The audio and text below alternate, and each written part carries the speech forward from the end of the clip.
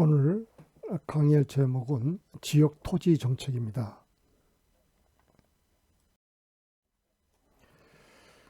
지역 토지 정책에서는 여러 가지 소주제를 다루게 되겠는데요.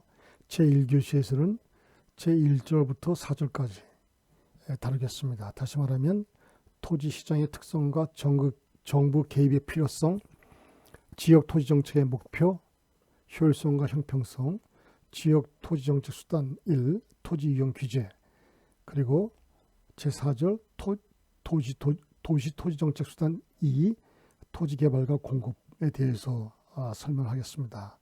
그리고 제2교시에서는 제5절 도시 토지 정책 수단 3, 개발이익 환수 제도, 그리고 제6절 토지 공개념에 대해서 강의하도록 하겠습니다.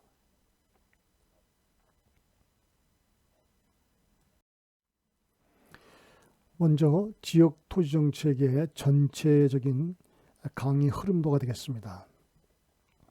왼쪽서부터 보게 되면요, 토지 시장은 특성을 가지고 있습니다.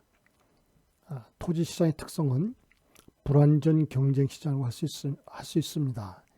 완전 경쟁 시장이 아닌 불완전 경쟁 시장이 되겠습니다.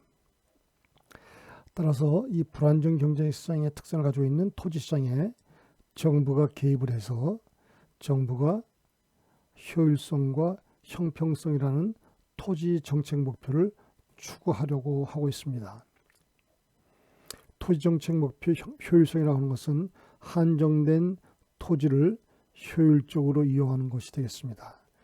형평성은 토지로부터 발생하는 소득을 국민들에게 균등하게 배분하려고 하는 것입니다. 이처럼 효율성과 형평성이라는 토지 정책 목표를 추구하기 위해서 정부는 한 4가지 정도의 토지 정책 수단을 사용하게 됩니다. 첫 번째는 토지 이용 규제, 토지 이용 규제에서는 토지 이용 계획과 용도 지역 지구제를 설정하고 있습니다. 토지 이용 계획이라는 것은 각각의 토지의 특성에 맞게 토지를 합리적으로 배치하는 것을 말하고요. 용도 지역 지구제라는 것은 토지 이용 계획을 구체적으로 실현하는 수단으로서 토지의 특성에 맞게 용도를 지정하는 것이 되겠습니다. 두 번째로 토지 정책 수단 두 번째는 토지 개발과 공급입니다. 공영개발 사업과 도시개발 사업을 통해서 토지를 개발하고 그리고 공급하는 것이 되겠습니다. 세 번째로 토지 정책 수단 세 번째는 개발이익의 환수 제도가 되겠습니다. 토지 개발에 따라서 발생하는 지가의 상승분을 토지 투기의 방지 및 사회적 형평성을 위해서 환수하는 것입니다. 과세 방법을 통해서 또는 비과세 방법을 통해서 개발 이익을 환수하게 되겠습니다. 그리고 마지막으로 토지 공개념은 요새 토지 공개념 도입에 대해서 많은 얘기를 하고 있습니다. 토지 공개념을 헌법에 규정하자고 하는 얘기들을 많이 하고 있습니다만 이 토지 공개념의 법적 근거로서 토지 공개념 3법이 있습니다. 첫째로 택지 소유 상환행한 법률, 두 번째 토지 초과 이득세법, 세 번째로 개발이익 환수에 관한 법률이 있습니다. 그리고 우리나라 헌법 제23조, 제121조, 제122조에 토지 공개념과 관련된 개념이 토지 공개념과 관련된 그런 법적 근거가 규정되어 있습니다. 이처럼 지역 토지 정책의 전체적인 흐름도를 우리가 살펴봤습니다.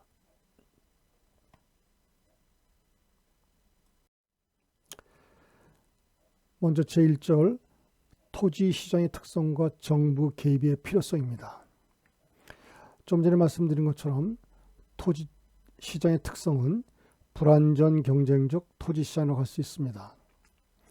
완전 경쟁 시장에서는 자원의 최적 배분이 이루어지고 있지만 시장이 완전 경쟁 시장 요건들을 충족하지 못하면 자원의 효율적인 배분이 달성되지 못하게 됩니다.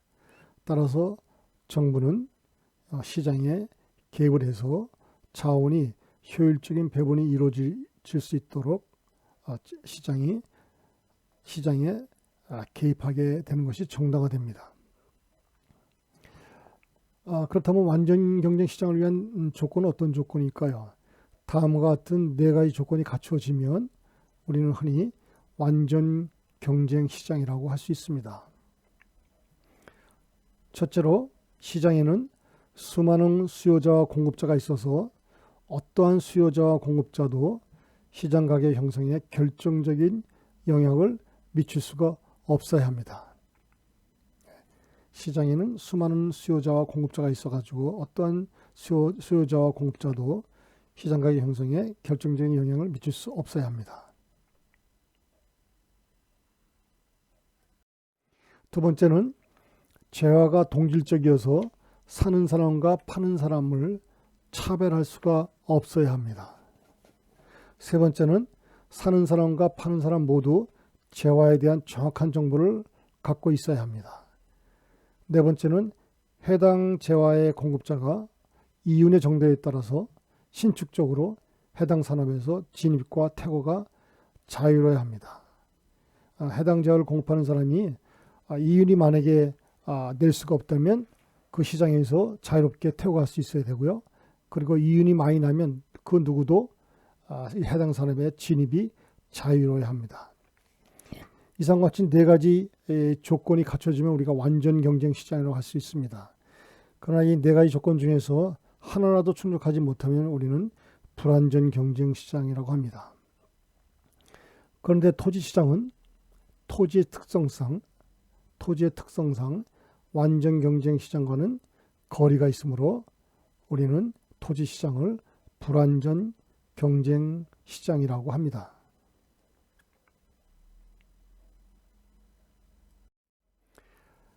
특히 토지 시장은 다음과 같이 완전 경쟁 조건을 갖추지 못하고 있습니다.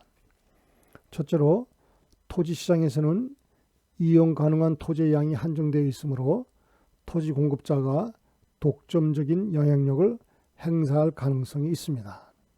토지의 양이 한정되어 있으므로 토지 공급자가 독점력을 행사할 가능성이 있습니다. 두 번째로는 토지 거래에 필요한 정확한 자료와 정보를 얻기가 쉽지가 않습니다.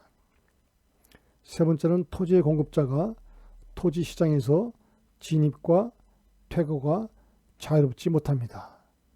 왜냐하면 토지 용도 전환 막대한 개발 비용을 요구하고 있기 때문에 토지의 공급자가 토지 시장에서 진입과 퇴거를 자유롭게 하지 못합니다. 결국 토지 시장은 완전 경쟁 조건을 갖추지 못하기 때문에 결국 정부는 토지의 효율적인 배분을 위해서 불완전 경쟁적 토지 시장에 개입을 하게 되는 것입니다.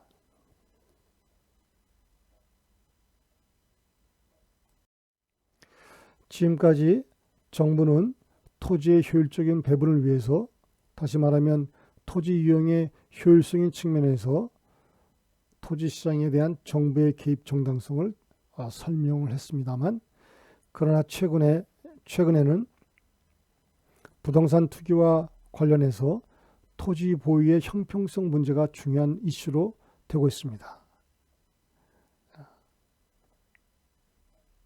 역사적인 관점에서 볼 때 토지 보유의 형평성의 문제가 더 심각하였다고 할 수 있습니다. 결국 정부는 토지 이용의 효율성인 측면과 토지 보유의 형평성 측면에서 토지 시장의 개입의 정당성을 찾을 수가 있을 것입니다. 한정된 토지를 효율적으로 이용할 수 있도록 하고, 그리고 형평성 측면에서 토지로부터 발생하는 소득을 국민들에게 균등하게 배분하려고 하는 측면에서 정부가 토지 시장에 개입을 하게 되는 것입니다.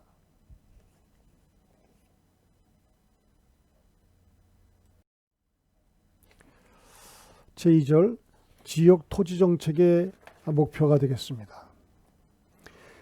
토지 정책이 추구해야 할 이념은 효율성과 형평성이라고 할 수 있습니다.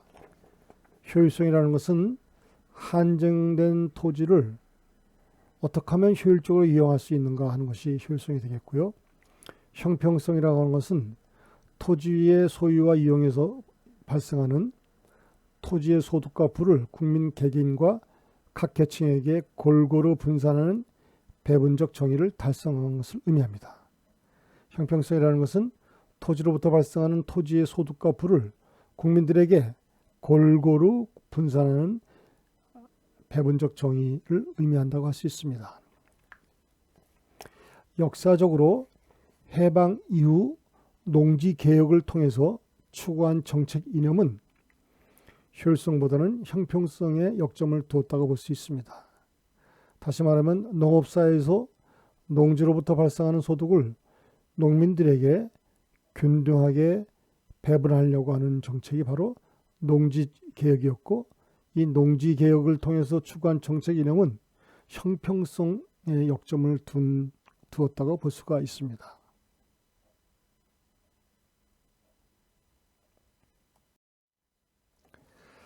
그러나 1960년대 이후 1980년대까지는 토지 정책의 근본 이념은 토지 이용의 효율성을 추구하는 것이었습니다. 한정된 토지를 어떻게 하면 효율적으로 이용할 수 있는가, 그런 것을 추구하는 것이 1960년대부터 1980년대까지의 토지 정책의 근본 이념이라고 할 수 있습니다. 1960년대 초반 이후에 추진되었던 경제개발 과정에서 농지는 물론 도시의 토지에 대해서 토지 이용의 효율성을 높이기 위한 정책이 강조되어 왔습니다. 토지 이용의 효율성을 추구하는 법 규정에는 예를 들면 토지수용법, 개발촉진법, 그리고 개발제한구역, 다시 말하면 그린벨트 등이 있습니다. 그러나 1970년대부터 토지 투기와 급격한 지가 상승으로 인해서 토지로부터 발생하는 소득과 이익의 분배 과정에서 심각한 형평성 문제가 야기되었습니다. 1970년대부터 토지 투기가 있음으로 해가지고 토지로부터 발생하는 불로소득, 이익의 분배 과정에서 심각한 형평성이 야기되었습니다.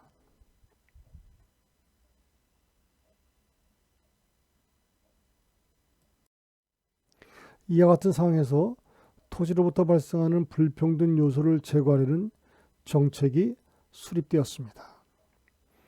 그리하여 1980년대 중반 이후부터는 효율성 위주의 토지 정책으로부터 계층 간 또는 개인 간의 부의 분배 기준을 강조하는 부의 분배 기능을 강조하는 형평성을 고려하는 토지 정책이 부각되어 되었습니다. 1980년대 중반 이후부터는 효율성 위주의 토지 정책이 형평성을 강조하는 토지 정책으로 바뀌게 되었습니다. 우리나라의 토지 정책사를 들여다볼 때 시대에 따라서 사회적 요청에 따라서 한때는 효율성이 강조되기도 했고, 그러다 또 한때는 형평성이 강조되기도 하였습니다. 이러한 두 개의 토지 정책 이념, 다시 말하면 효율성과 형평성은 상충 관계에 있는 것이 아니라 상호 보완적인 관계를 유지하면서 발전될 수 있었습니다.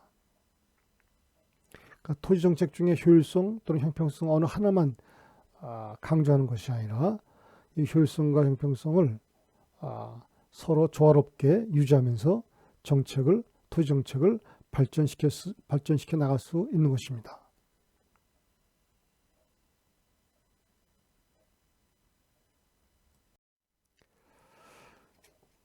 자, 그렇다면 지역 토지 정책이 추구해야 할 목표는 어떻게 될까요? 위와 같은 토지 정책의 이념 하에서 지역 토지 정책이 지향할 목표는 무엇일까요? 토지 정책의 이념은 앞서 말한 것처럼 효율성과 형평성이었습니다. 이러한 토지정책 이념 하에서 지역의 토지정책이 지향할 목표는 다음과 같이 세 개로 볼 수 있겠습니다. 토지의 효율적인 이용입니다. 각각의 토지의 기능과 특성에 맞게 토지를 효율적으로 이용하는 것입니다. 두 번째는 토지 가격의 안정화입니다. 다양한 토지 수요에 대응해서 원활한 토지 공급을 통한 토지 가격의 안정화입니다. 토지 수요는 아주 매우 다양합니다. 이러한 다양한 토지 수요에 대해서 원활하게 토지 공급을 하려면 원활하게 토지 공급을 하려면 토지 가격이 안정화되어야 합니다. 그래서 지역 토지 정책의 두 번째 목표는 토지 가격의 안정화입니다. 세 번째는 토지 보유의 저변 확대입니다. 토지의 효율적인 이용뿐만이 아니라 계층 간, 개인 간의 왜곡된 부와 소득의 분배를 수정하는 것입니다.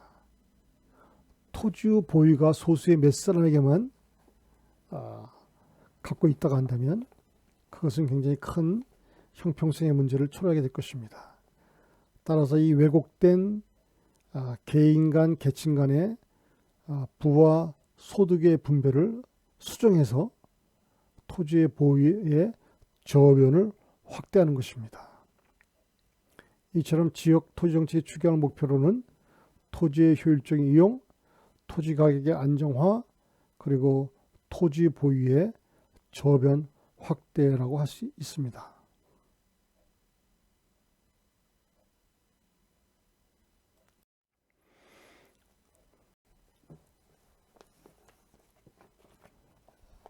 이제는 지역 토지 정책 수단에 대해서 설명을 하겠습니다. 앞서 처음에 말씀드린 것처럼 처음에 지역 토지 정책의 전체 흐름도에서 말씀드린 것처럼 지역 토지 정책의 효율성, 형평성을 추구하기 위해서 정부에서는 몇 가지 정책 수단을 사용하게 됩니다. 그 첫 번째 지역 토지 정책 수단이 토지 이용을 규제하는 것입니다. 토지 이용 규제에는 토지 이용 계획과 용도 지역 지구제가 있습니다. 먼저 토지 이용 계획은 현재의 토지 이용 패턴과 지역 주민의 활동 패턴을 파악하고 분석해서 장래의 용도별 토지 수요를 추정하고 이를 한정된 토지에 합리적으로 배치하는 것을 의미합니다. 토지 이용 계획이 되겠습니다. 현재의 토지 이용 패턴과 지역 주민의 활동 패턴을 분석해서 장래의 용도별 토지 수요를 추정해서 이를 한정된 토지에 합리적으로 배치하는 것을 의미합니다. 용도 지역 지구제, zoning control이라고 하는데요. 용도 지역 지구제는 토지 이용 계획을 구체적으로 실현하는 수단입니다. 토지 이용 계획을 구체적으로 실현하는 수단으로서 토지의 특성에 맞게 용도를 지정하고 합리적이고 효율적인 토지 이용을 유도하여 궁극적으로는 쾌적한 도시 환경을 유지시켜주는 제도라고 할 수 있겠습니다.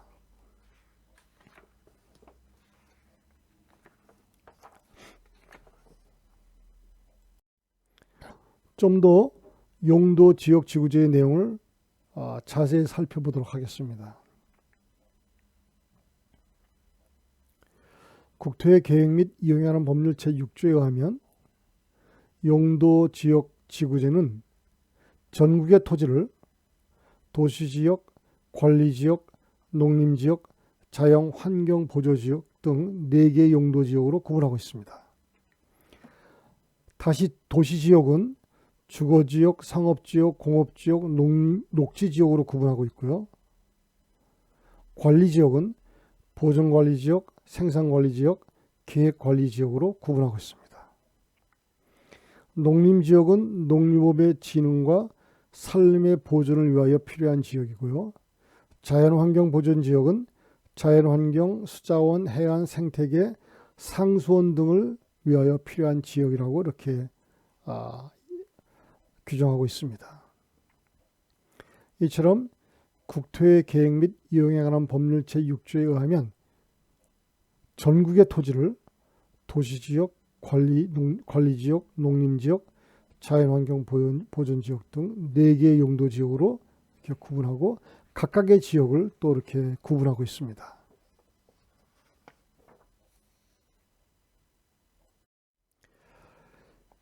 이 중에서 용도지역의 세부 분리를 볼 것 같으면요. 도시지역의 세부 분리를 볼 것 같으면 도시지역은 다시 4개 지역으로 나눠집니다. 주거지역, 상업지역, 공업지역, 녹지지역으로 이렇게 나눠지고요. 또 각각의 이 지역들이 또 세분화되어 있습니다. 주거지역은 전용 주거지역, 일반 주거지역, 준 주거지역으로 나누고 있습니다.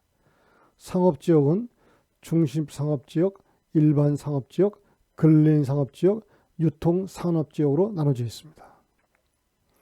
그리고 공업지역은 전용 공업지역, 일반 공업지역, 준 공업지역으로 나눠져 있습니다. 녹지지역은 보존 녹지지역, 생산 녹지지역, 자연 녹지지역으로 또 이렇게 나눠져 있습니다.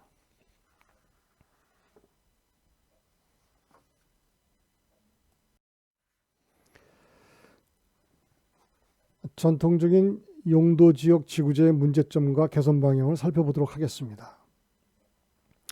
먼저 문제점은 용도지역 지구제는 한 도시의 기본적인 토지 이용 계획이 수립되었을 때 이 토지 이용 계획을 집행하는 데 필요한 법적, 행정적 수단이라고 볼 수 있습니다. 따라서 토지 이용 계획의 지침 내에서 정기적으로 용도 지역 및 지구 지정을 수정할 수 있어야 합니다. 그러나 용도 지역 지구제의 상위 개념인 토지 이용 계획의 수립이 미비한 채로 용도 지역이나 지구가 지정되는 경우가 가끔 있습니다. 첫 번째 문제점입니다. 용도 지역 지구제는 토지 이용 계획을 집행하는 데 필요한 수단인데 용도 지역 지구제의 상위 개념인 토지 이용 계획이 제대로 수립이 되지 않은 채로 용도 지역이나 지구가 지정되기 때문에 문제점이 있다고 하는 것입니다.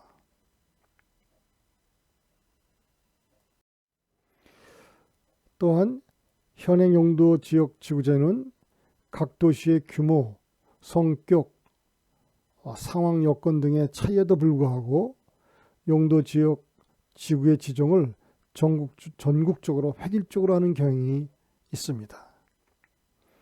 현행 용도 지역 지구제는 각 도시의 규모, 성격, 여건에 따라서 차이가 있음에도 불구하고 획일적으로, 전국적으로 획일적으로 용도 지역 지구를 지정하는 경향이 있는 문제점이 있습니다.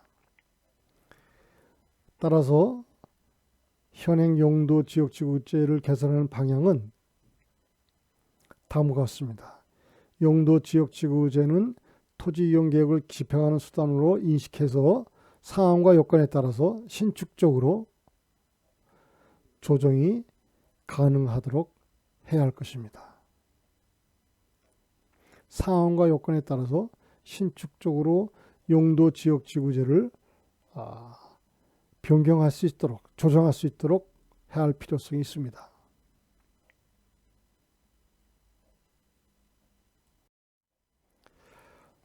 두 번째 토지정책 수단 두 번째 토지의 개발과 공급이 되겠습니다.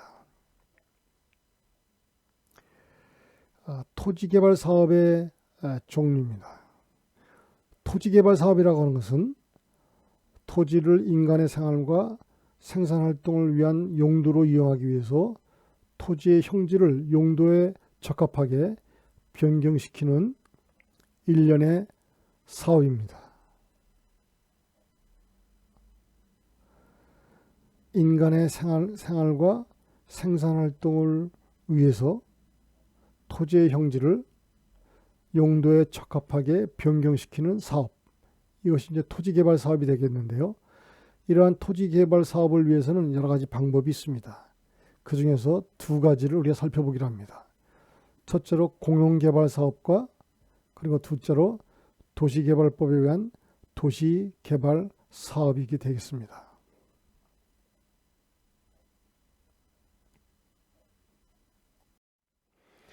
먼저 공용개발 사업입니다. 공용개발 사업의 의의. 공용개발 사업이라고 하는 것은 토지개발에 있어서 국가 및 공공단체가 시행하는 택지개발 사업이나 도시개발 사업을 의미합니다. 국가가 공공단체가 시행하는 택지개발 사업이나 도시개발 사업을 의미합니다. 여기서 공공단체는 국가, 지방자치단체, 지방공사, 한국토지개발공사, 정부투자기관 등을 모두 포함한다고 할 수 있습니다. 다시 말하면 국가 및 공공단체가 민간의 토지를 매수한 다음에 이를 개발해서 택지, 공공시설 용지 및 건축시설 등을 조성 건축하고 이를 개인이나 민간 기업에게 분양 또는 임대하는 방식이 되겠습니다. 국가 및 공공단체가 민간의 토지를 매수해서 이를 개발해 가지고 개인이나 민간 기업에게 분양 또는 임대하는 방식을 의미하게 되겠습니다.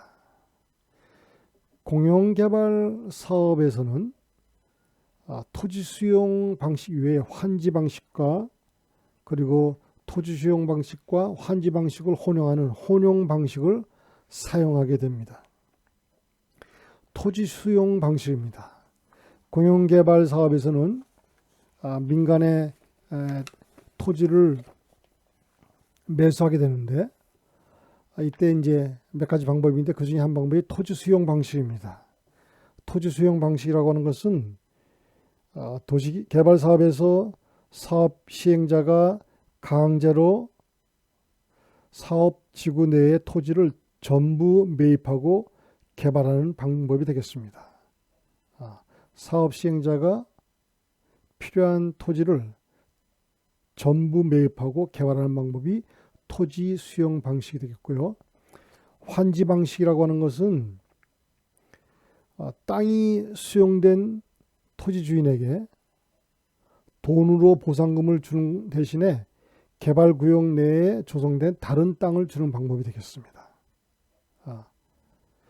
수용된 땅에 대해서 돈으로 보상하는 것이 아니라 그 개발구역 내에 다른 땅을 대신 주는 방법, 이것이 환지 방식이 되겠습니다. 그리고 혼용 방식은 토지 수용 방식과 환지 방식을 함께 사용하는 방식이 되겠습니다.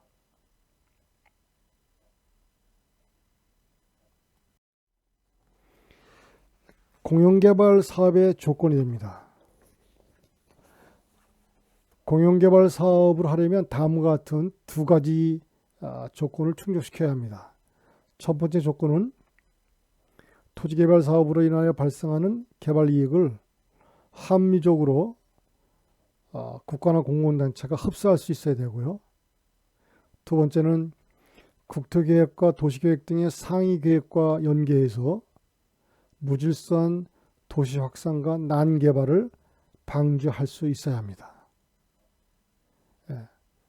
공용개발 사업을 하려면 국토계획과 도시계획과 밀접한 관련을 갖고 있으면서 연계해서 무질서한 난개발을 방지할 수 있어야 합니다. 이처럼 이 두 가지 조건이 갖춰질 때 우리가 공용개발 사업을 할 수 있는 조건이 충족시킨다고 볼 수가 있습니다.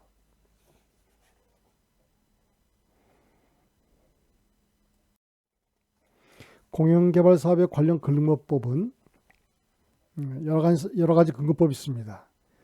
첫째로 택지개발촉진법에 의한 택지개발 사업, 두 번째로 도시개발법에 의한 도시개발 사업, 세 번째로 도시재정비 촉진을 위한 특별법에 의한 재정비 촉진 사업, 그리고 네 번째로 도시 및 주거환경 정비법에 의한 주거환경 개선 사업 등으로 추진되게 됩니다. 공용개발사업은 택지개발사업, 도시개발사업, 재정비 촉진사업, 주거환경 개선 사업 등으로 추진되게 되고요. 각 사업의 공공시행 여부는 해당 법령에 따라 다릅니다. 해당 법령에 따라서 각각의 사업이 추진되게 되겠습니다.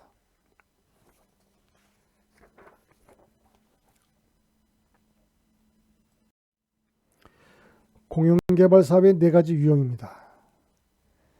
공용개발 사업은 다음과 같이 네 가지 유형으로 이루어지게 되는데요. 첫 번째는 공공기관이 대규모 토지를 보유하고 이를 개발하여 실수요자에게 임대하는 방법. 두 번째로는 공공기관이 토지를 개발한 다음에 토지 수요자에게 분양해서 이들이 정해진 토지 용도에 따라 자유로이 건축물 또는 구조물을 건설해서 이용하도록 하는 방법.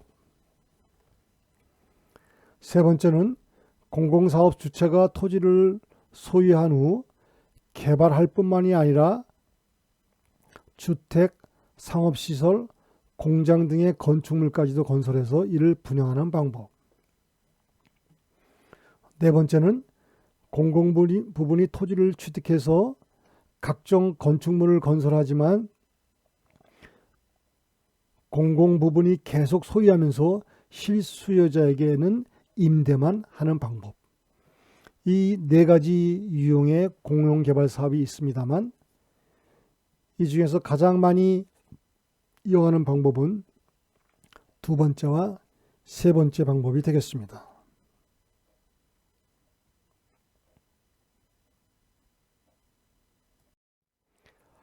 이상의 네 가지 유형의 공용개발 사업 가운데 우리나라에서 가장 많이 시행되는 방법은 두 번째와 세 번째 유형의 공용개발 사업입니다.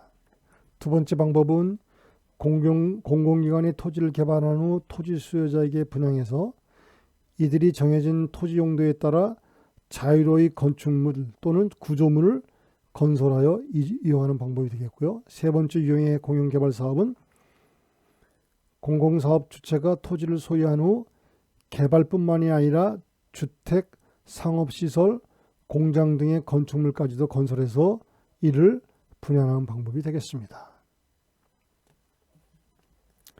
다섯 번째로 공용개발 사업의 장점과 문제점이 됩니다.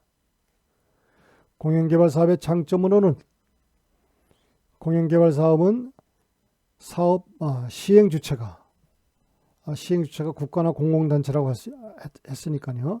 시행 주체가 수행 지체에게 개발 이익이 환수되므로 다른 지역의 개발을 위한 재투자가 가능하고 토지의 계획적 이용이 가능하다는 점에서 장점이 있습니다.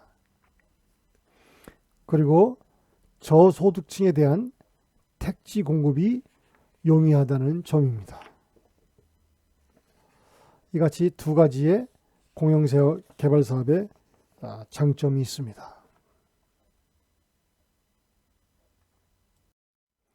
공용개발 사업의 문제점으로는 기존의 토지 소유자의 상대적인 재산권 손실로 인한 민원이 발생할 위험이 있습니다. 기존 토지 소유자로부터 토지를 이제 수용하게 되겠죠. 그때 보상액 산정 기준을 기준지가로 매입하게 되면 토지 소유자들의 민원이 나타날 수가 있습니다. 여기서 말하는 기준지가는 일반적으로 실거래가의 50% 내지 80%가 반영이 되기 때문에 실거래가와는 많은 차이가 있습니다. 따라서 정부가 기준주가로 토지를 수용할 경우 토지 소유자로부터 엄청난 저항이 나타날 수가 있습니다.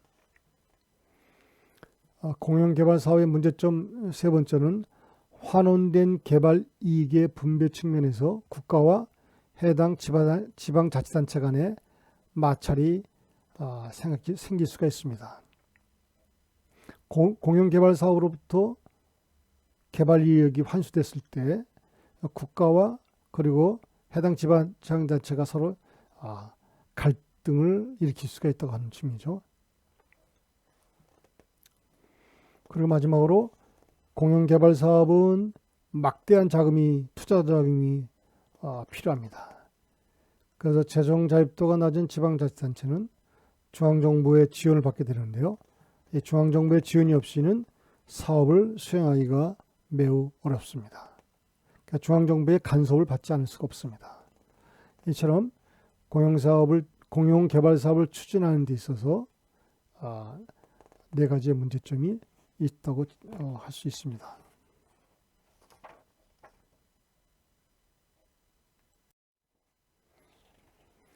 다음은 도시개발법에 의한 도시개발 사업입니다. 도시개발법의 제정 취지를 보면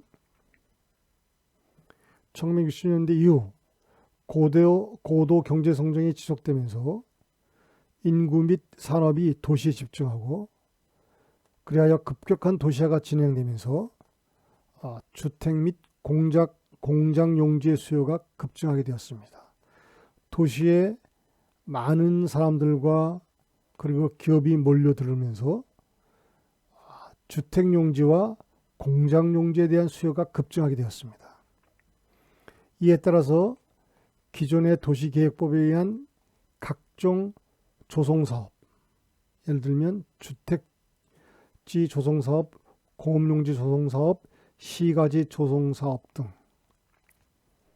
도시계획법에 의한 각종 조성사업과 토지구획 정리사업법에 의한 토지구획 정리사업으로는 필요한 토지를 공급하는 데 한계에 직면하게 되었습니다. 급격한 도시화로 주택용지와 공장용지에 대한 수요가 급증하게 되었고 이에 따라 기존의 도시계획법에 의한 각종 조성사업과 토지구획정리사업법에 의한 토지구획정리사업으로는 필요한 토지를 공급하는 데 한계가 있게 되었습니다.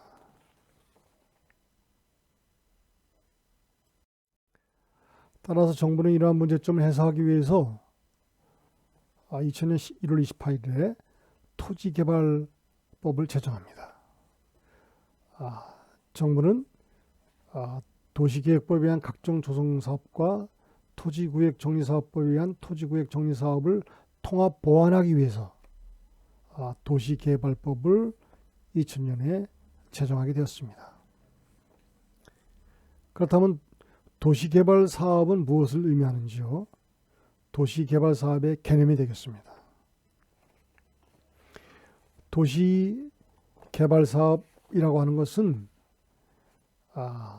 도시개발 구역 안에서 주거, 상업, 산업, 유통, 정보통신, 생태, 문화, 보건, 복지 등의 기능을 갖는 단지 또는 시가지를 조성하기 위하여 시행하는 사업으로 규정하고 있습니다.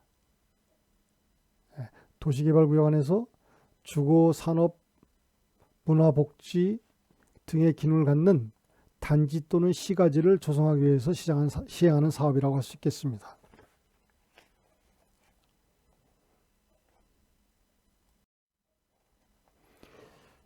이 도시개발 사업의 시행자 및 시행 방식을 볼 것 같으면요.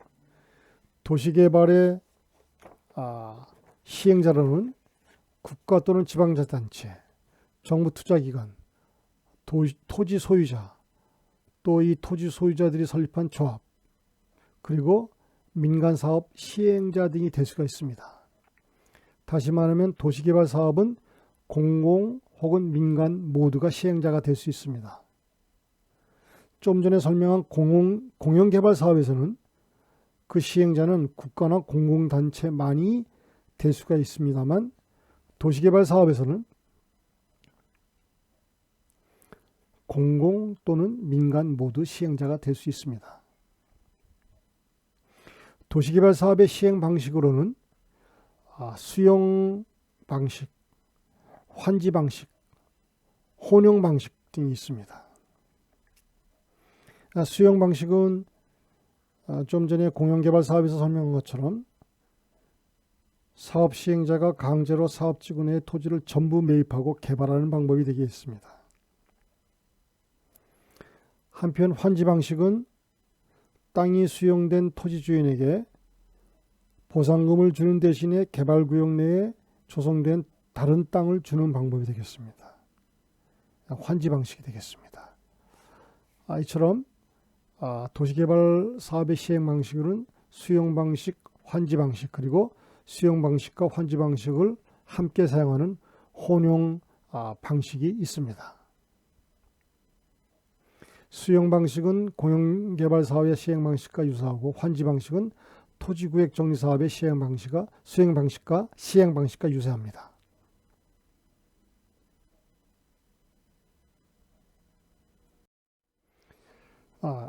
도시개발 사업의 특징이 되겠습니다. 첫 번째 특징은 도시개발 사업의 가능 지역은 국토의 모든 지역에서 가능합니다. 도심 안에 또는 도심 밖 관계없이 국토의 모든 지역 내에서 가능하고요. 사업 방식은 수용 방식, 환지 방식, 그리고 혼용 방식, 수용 방식과 환지 방식을 함께 사용하는 혼용 방식, 이 세 가지 방식이 사용되고요.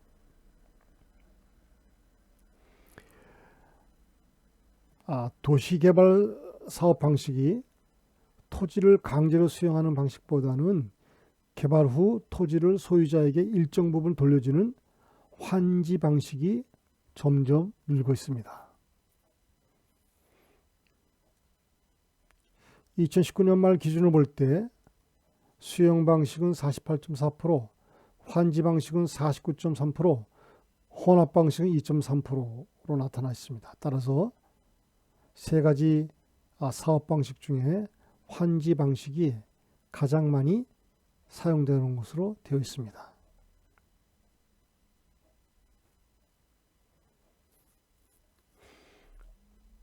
도시개발 사업의 특징은 또한 폭넓은 사업 시행자입니다. 공공부분은 물론이고 국가나 지방단체, 공공단체 등 공공부분은 물론이고 민간, 토지 소유자, 그리고 공동출자법인 등 아주 다양한 사업 시행자가 도시개발 사업을 할 수가 있습니다.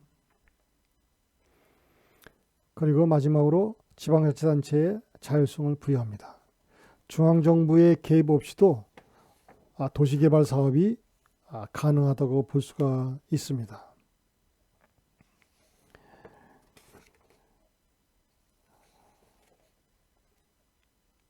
지금까지 지역 토지정책의 첫 번째 시간으로서 토지 시장의 특성과 정부 개입의 필요성, 그리고 토지정책의 정책 목표를 효율성과 형평성에 나갈 수 있는데요. 정부가 개입을 해서 이 효율성과 형평성을 달성하기 위한 여러 가지 정책 수단 중에서 첫 번째 토지 이용 규제, 그리고 두 번째 토지 개발과 공급, 공영개발 사업과 도시개발 사업 등에 대해서 쭉 설명을 했습니다. 첫 번째 시간을 마치고요. 한 10분 쉬었다가 두 번째 시간에서는 토지 정책수단 세 번째 개발이익 환수제도와 그리고 토지 공개념에 대해서 설명하도록 하겠습니다. 수고했습니다.